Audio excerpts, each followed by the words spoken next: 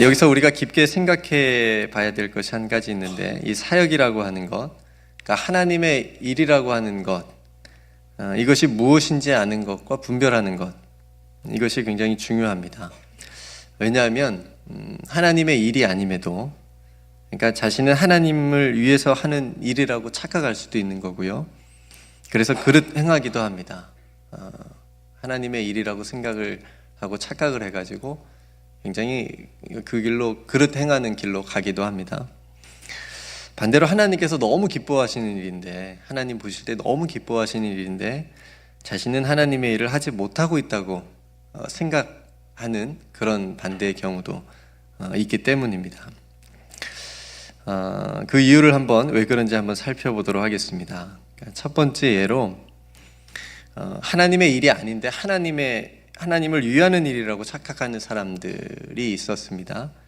그 사람들이 바로 예수님 시대의 바리새인들이었습니다.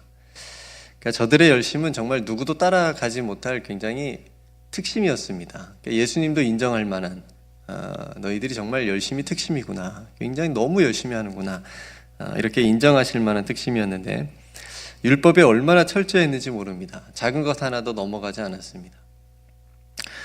물론 그렇게 하는 데는 그들에게 이제 있는 어떤 종교적인 기득권도 있었을 거고 어떤 이익이 충분히 있었기 때문이기도 했지만, 시대적으로, 그러나 저들의 그런 행동 그 안에는, 그 바탕에는 하나님을 위한다는 명분이 충분히 있었습니다.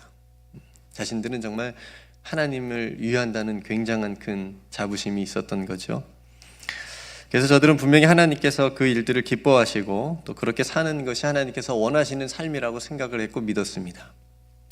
그러니까 왜 그랬냐면, 율법은 굉장히 잘 알고 있었는데 그리스도에 대해서 잘 알지 못해서 그런 누를 범하게 됐습니다.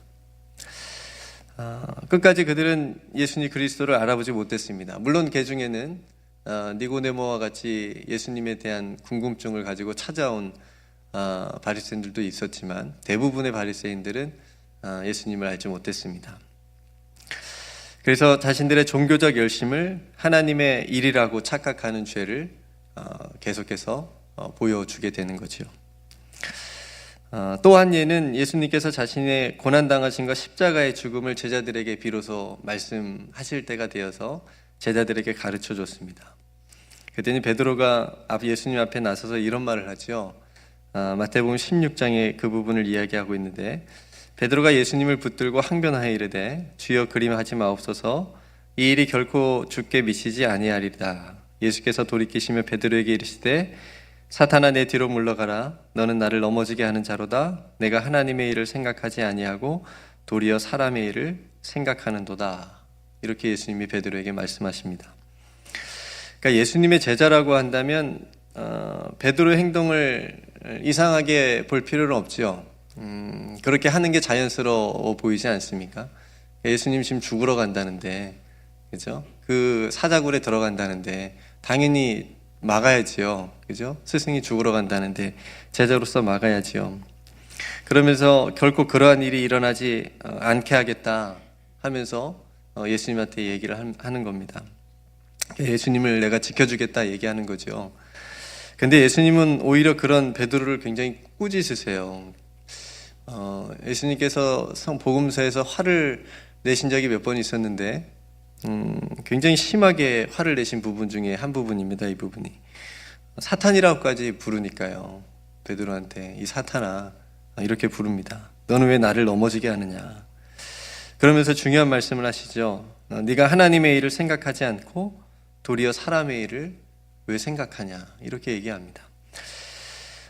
예수님의 이 말씀을 보면, 이 문맥을 보면, 이 베드로가 한 실수는 예수님을 위한 일이라고 베드로는 생각해서 예수님한테 얘기했는데, 한 말이었는데, 예수님이 봤을 때는 하나님의 일을 생각하지 않은 지극히 사람의 일이었다라고 하는 거죠. 베드로가 이 예수님의 말씀을 이해했을까요? 네, 못했습니다. 그죠? 왜냐하면 아직까지 베드로에게는 예수님께서 그리스도다, 그러니까 예수님이 누구신지에 대한 확실한 믿음이나 지식이 없었던 때입니다. 물론 다른 일반적인 무리나 사람들보다는 조금 더 많이 알고 있었겠지만, 그렇지만 확실한 어떤 예수에 대한 그런 지식이 없었기 때문에 예수님의 이 말씀도 아마 이해를 못했을 거예요. 그래서 그렇게 혼났는데도 나중에 실제로 예수님께서 로마 군인들에게 잡혔을 때 어떻게 했지요? 칼을 빼들었습니다. 그죠? 칼을 빼들어서 정말 자기가 말한 대로 예수님을 좀 지켜보려고 그렇게 노력을 했는데 거기서도 또 한 번 혼나죠. 칼 쓰는 자 칼로 망한다고. 왜 이런 상황이 벌어지는 걸까? 그러니까 예수님이 누군지 모르는 거죠. 그래서 예수님의 말씀을 이해하지 못한 겁니다. 믿지 못한 겁니다. 그러니까 예수님께서 고난받고 죽는다는 것만 지금 베드로의 귀에 들리는 거지, 예수님께서 분명히 이렇게 말씀하시거든요. 16장 21절에 보면 마태복음, 이때로부터 예수께서 자기가 예루살렘에 올라가 장로들과 대제사장들과 서기관들에게 많은 고난을 받고 죽임을 당하고, 여기까지 들리는 겁니다. 근데 예수님이 그 뒤에 이렇게 계속 얘기하시거든요. 제3일에 살아나야 될 것을 제자들에게 비로소 나타내시니. 그러니까 고난과 죽음 뒤에 제3일에 살아나야 할 것을 살아난다라고 하는 걸 예수님이 분명히 말씀하셨는데도 베드로는 그거 못 들었을 거예요. 그리고 들렸어도 믿지 못했을 거죠. 부활한다는 걸 믿지 못했으니까 그 길을 베드로가 막은 거죠. 그리고 자신이 지켜주겠다 이렇게 얘기한 겁니다. 예수님을 알지 못하니까 이런 현상이 일어나는 겁니다. 이제 반대를 한번 들어보겠습니다. 제가 이렇게 쿤마 찬양팀에게 신청하지도 않았는데 오늘 그 곡이 선곡에 들어와가지고 향유옥합 찬양인데 마태복음 26장에 나오는 이야기입니다. 한 여인이 예수님에게 매우 귀한 향유옥합을 가지고 와서 예수님하고 제자들하고 식사하는데 예수님에게 붓습니다. 얼마나 황당한 이게 상황입니까? 밥 먹고 있는데 누가 머리에 향유를 부은 겁니다. 그러니까 제자들이 놀랍니다. 제자들이 이제 화를 내지요. 그거 얼마나 비싼 거냐. 그거 팔아가지고 가난한 사람들한테 주면 얼마나 더 좋은 일이 되지 않겠느냐. 이렇게 얘기를 하지요.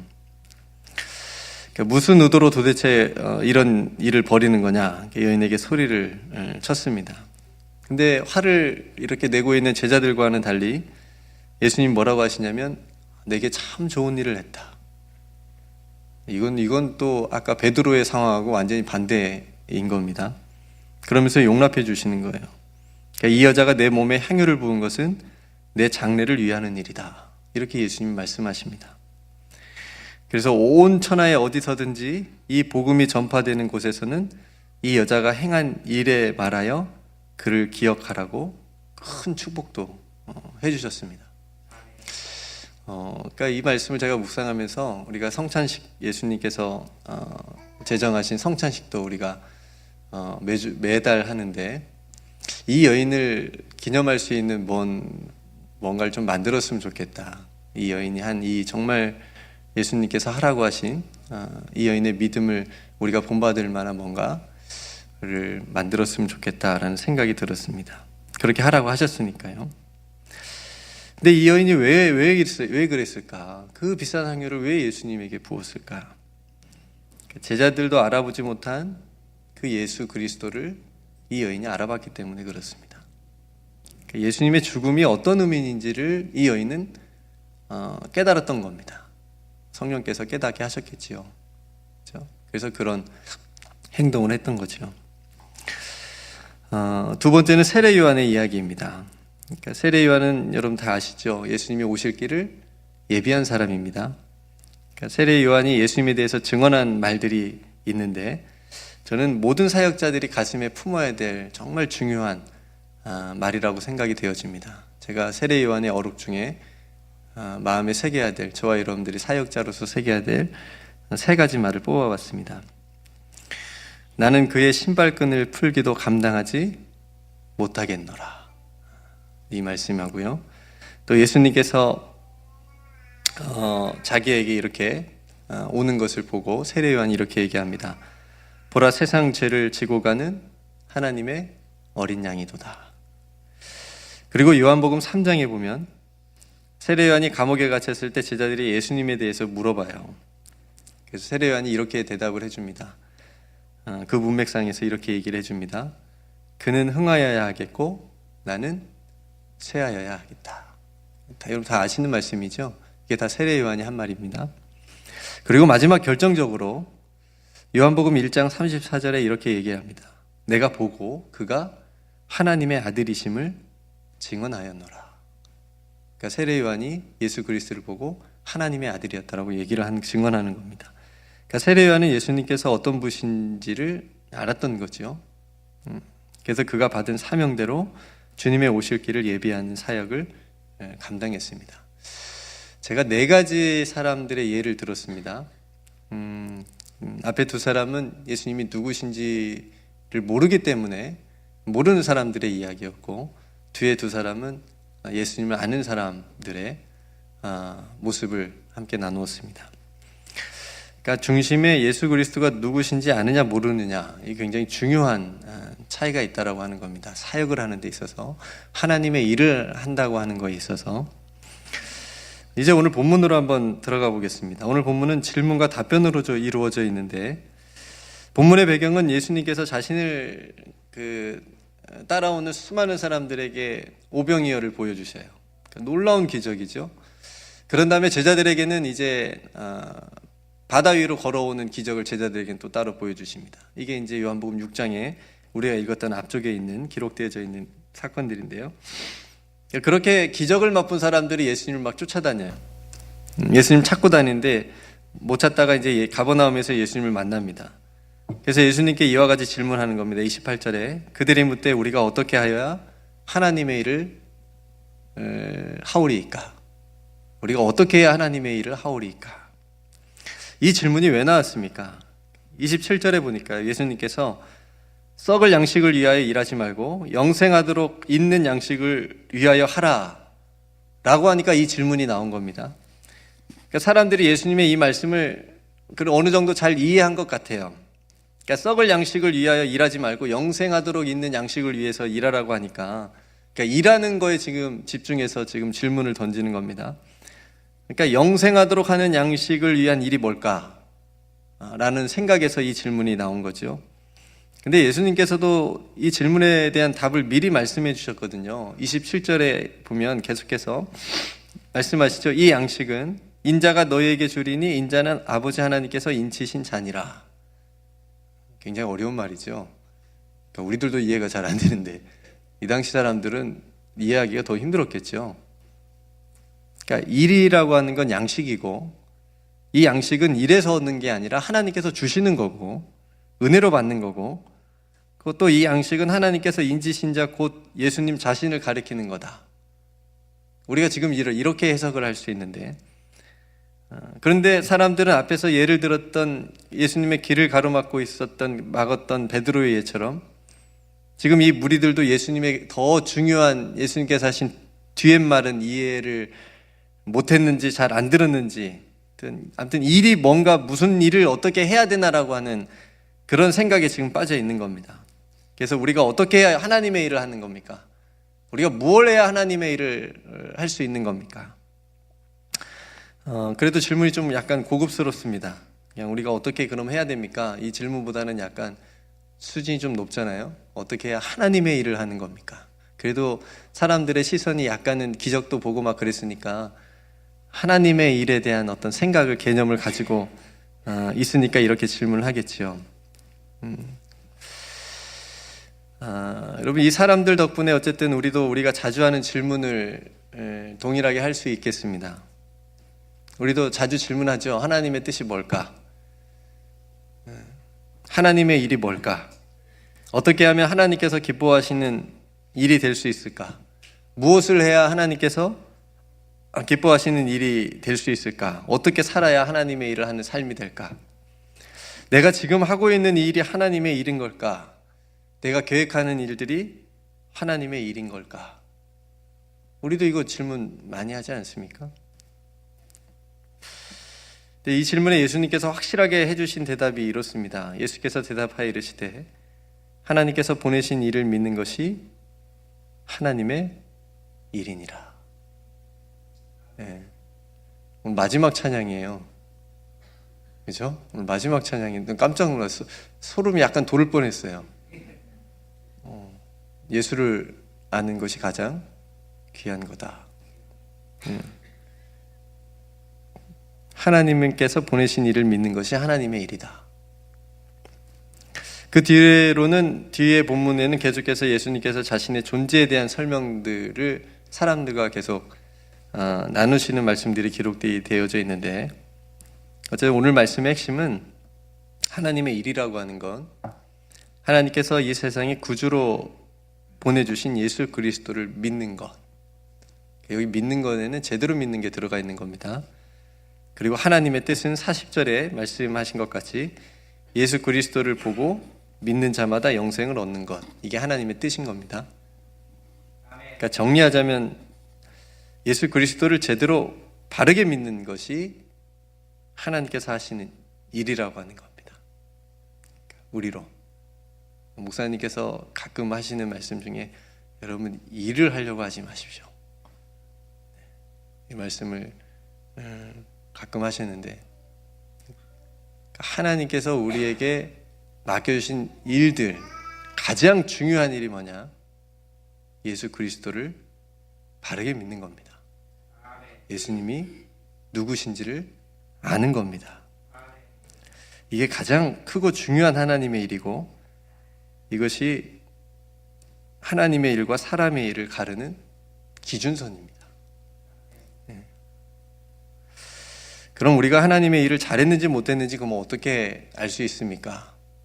여러분 걱정하지 마십시오. 우리가 예수 그리스도를 믿고 하는지, 어떤 생각을 가지고 하는지 하나님은 다 알고 계실 뿐더러 하나님의 일은 열매를 통해서 알게 되어지는 겁니다. 보여지는 겁니다. 근데 물론 이 열매도 사람의 어떤 판단이나 눈에 보여지는 것에 대한 기준에 의한 것이 아님을 우리는 또 분별을 해야 되겠지요. 그러니까 우리가 하나님의 일을 한다고 하는 것, 악기를 연주하고 찬양을 하고 예배를 드리고 강단을 청소하고 모든 일이 하나님의 일 가운데 우리가 한다라고 한다면, 예수 그리스도를 믿는 믿음으로, 바르게 믿는 믿음으로 하나님 앞에 한다면 그 모든 일이 하나님께서 기뻐하시는 하나님의 일인 것입니다. 이게 오늘 하나님께서 우리에게 말씀해 주신 하나님의 일입니다. 성도 여러분, 우리는 하나님의 사역자로서 하나님의 일을 감당하고 있습니까? 하나님께서 우리에게 맡겨주신 사역 가운데 예수님은 누구십니까? 우리가 하나님께서 맡겨주신 사역을 감당하는데 예수님은 누구십니까? 예수님과 어떤 관계가 있습니까? 예수님이 사역의 전부입니까? 아니면 단순히 사역하는데 우리가 하나님의 일을 한다고 하는 그 일에 예수님이 단순히 필요한 분입니까? 정말 많은 하나님의 사역을 감당한 사도 바울의 위대함이 어디 있을까? 가는 곳마다 복음을 전했고 교회를 세웠고 하나님의 감동으로 편지를 써서 오늘날 성경이 되게 한 걸까? 그것도 굉장히 위대한 일이지만 더 위대한 것은 사도 바울이 예수님을 다메섹에서 만난 이후로 끝까지 예수님을 잘 믿은 겁니다. 이게 가장 위대한 거고, 하나님께서 사도 바울을 칭찬하셨을 때 그걸 가장 칭찬하실 거라고 저는 믿습니다. 저와 여러분들 삶도 그랬으면 좋겠습니다. 하나님께서 우리의 삶을 통해서, 인생을 통해서, 교회를 통해서 물론 많은 일들을 계획하시고 이 일들을 사역이라는 이름으로 감당하게 하시겠지만, 우리 각자에게 하나님께서 가장 원하시는 것은, 우리 각자가 해야 될 가장 중요하고 큰 하나님의 일은 우리 각자가 하나님을 제대로 잘 믿고 예수 그리스도가 누구신지를 우리 마음속에 늘 생각하고 그 안에서 하나님의 일들을 감당하는 것인 줄로 믿습니다.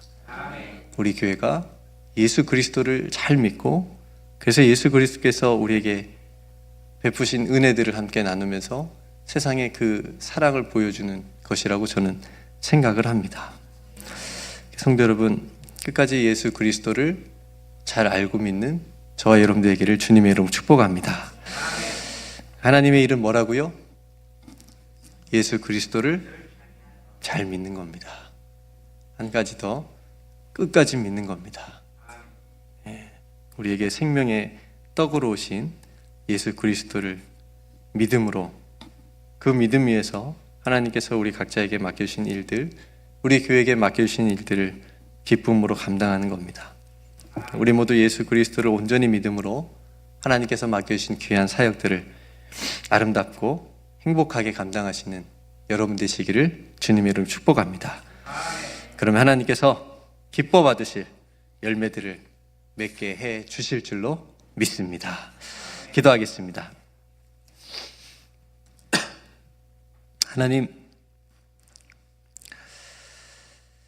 부족하고 연약한 저희들을 하나님의 그 사역을, 그 영광스러운 사역을 맡겨주시고 또 감당케 해주신 은혜를 감사드립니다. 오늘 주신 귀한 말씀을 통하여 하나님의 일이, 하나님께서 보내신 일을 믿는 것이 하나님의 일이다 라고 하는 가장 중요한 말씀을 우리가 함께 나누었습니다.